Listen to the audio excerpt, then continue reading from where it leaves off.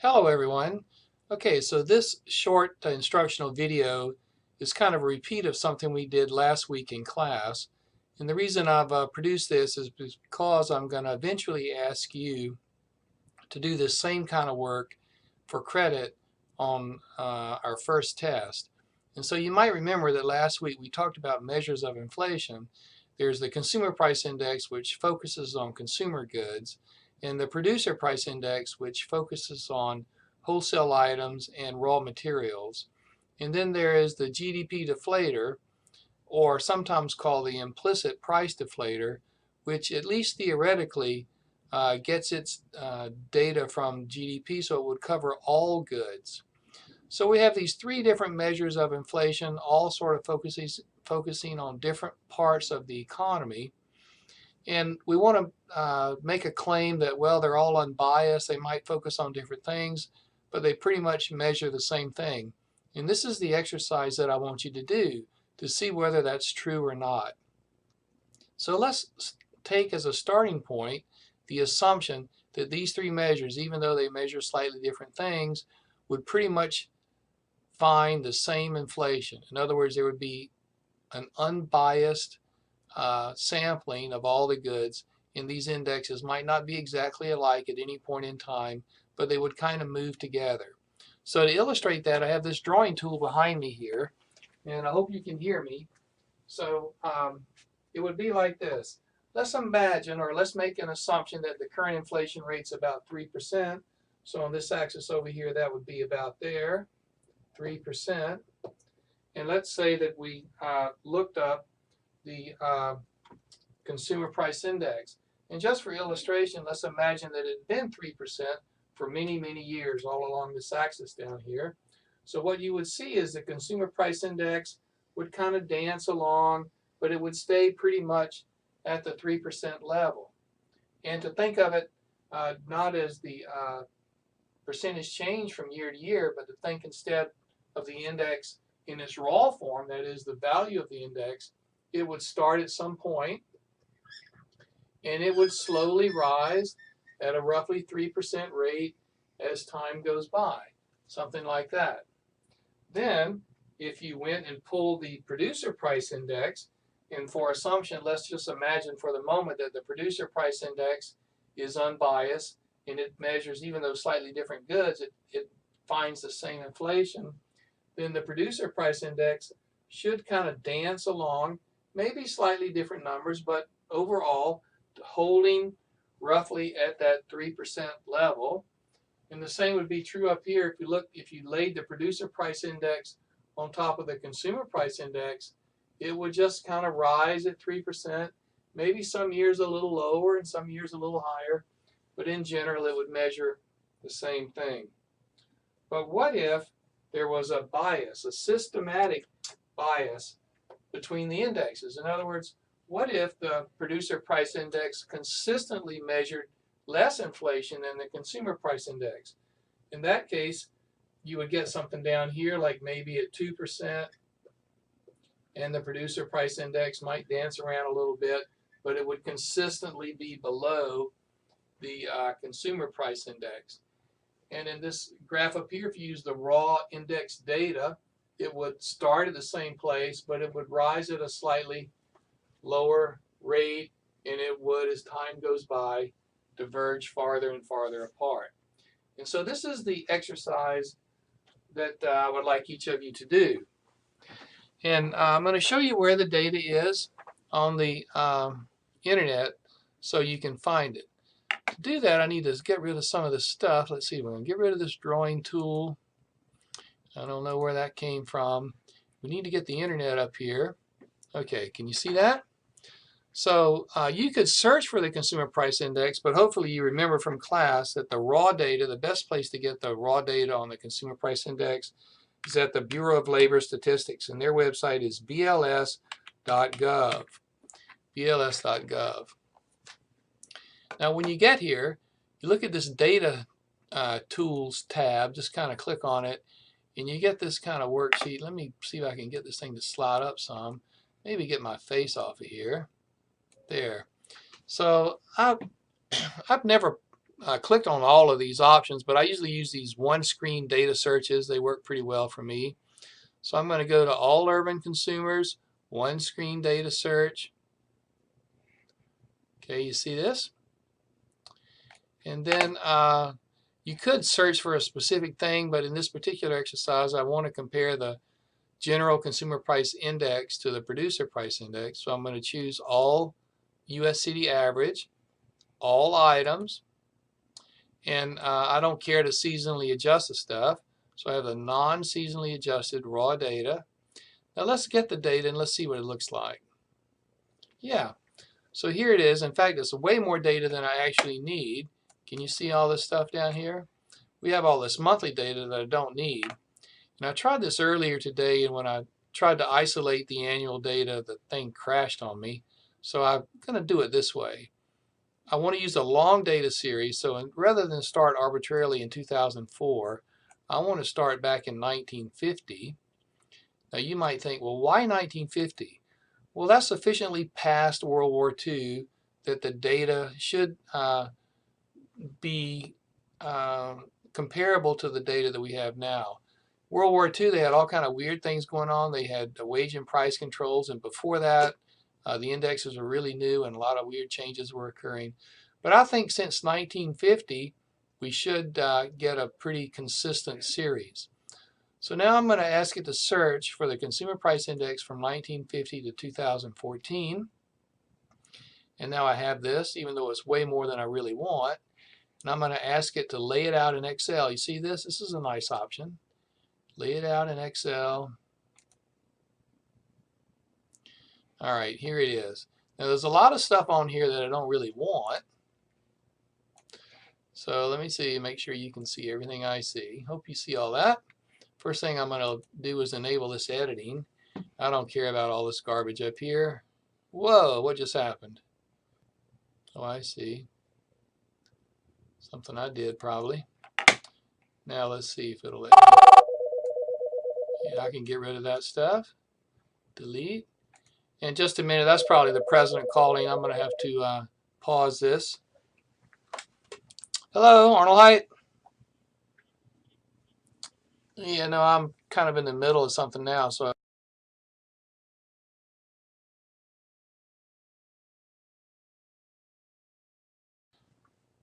So that's okay, President Obama. Listen, you just call me whenever you want, but remember now, follow my advice and the economy will get better. Okay. Don't call me while I'm at work. Talk to you later. Bye. Sorry for that. He calls all the time. So let's see. Now I have, I deleted all those title cells up there. I don't need those. And I also don't need all this monthly data. Let's get that out of here. So now, and I don't need this, whatever that is, half year stuff. So now what I have is I have the consumer price index annual, right? So I'm going to change this to CPI. So I have the CPI from 1950 all the way to 2013. We don't have 2014 because it hasn't quite happened yet, at least not all of it. So now I'm going to put this Excel spreadsheet away, and we're going to back out, and now we're going to find the producer price index stuff, and it is also at bls.gov. And you just kind of scroll down, if I can get it to do that. Prices producer price indexes.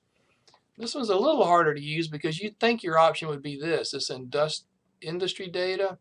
But when you click on industry data, you don't have an option to get the general index. You can only choose these specific things that are inside of it. So that's not what we really want. What we really want is the general index. It turns out that that's down in this thing called the commodity data including headline, whatever that is. So click on this green button again. Now I have this option that I really want, which is all commodities in the producer price index. And I don't care that it's seasonally adjusted, so I'm going to get that out of here again. And now let's see if I can get the data. And it did sort of what it did before. It arbitrarily started in 2004. So I'm going to tell it to go back and start in 1950. All right. And so now I have this really nice data set. It's monthly, which of course I don't want. All I really want is this annual number over here, but it goes all the way back to 1950. So I'm going to tell it to load that into an Excel spreadsheet. Here it is. And I have kind of the same problems I had before, but they're easy to fix. First thing I'm going to do is enable editing. Then I'm going to try to get rid of this stuff without making that mistake.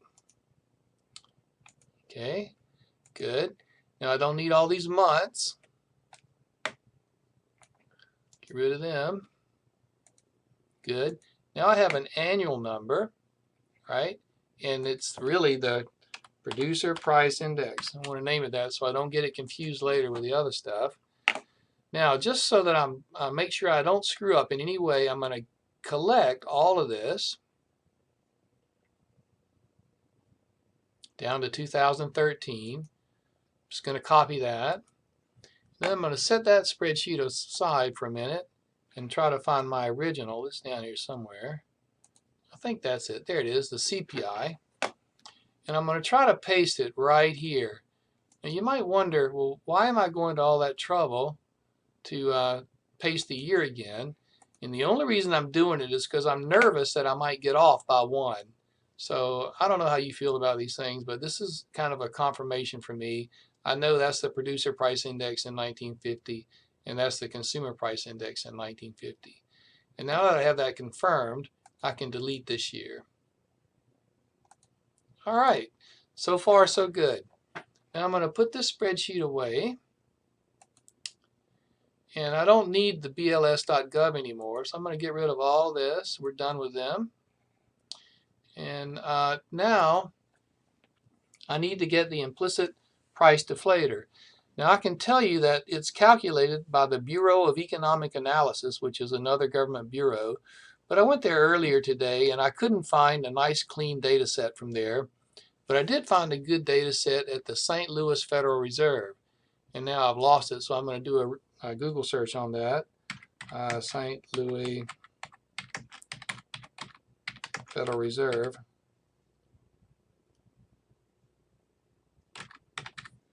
See if it'll come up. Here it is, St. Louis Federal Reserve. And I want their data. God, where was that stuff?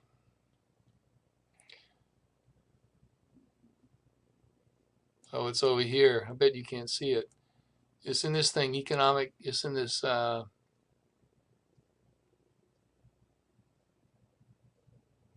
shoot, I don't know where it is. Research and data, maybe it's in this tab.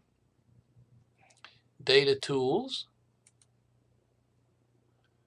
Access data. Oh, now I'm embarrassed. Let's try this, Fred economic data. Let's try that.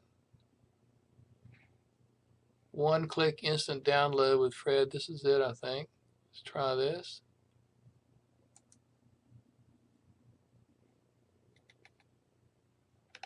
Well, that's it, but now I'm embarrassed that I can't find it. Maybe it's in here somewhere. Load data from Excel. Let's try that.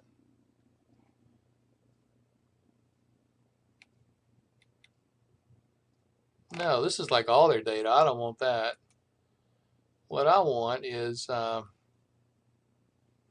don't know, let's do a search. Implicit price deflator. Implicit price deflator. This looks like it right here. Gross domestic product implicit price deflator index. Okay, here we go. Can I make that come up? See what this does for me. So there's the graph from 1954, but I want the raw data.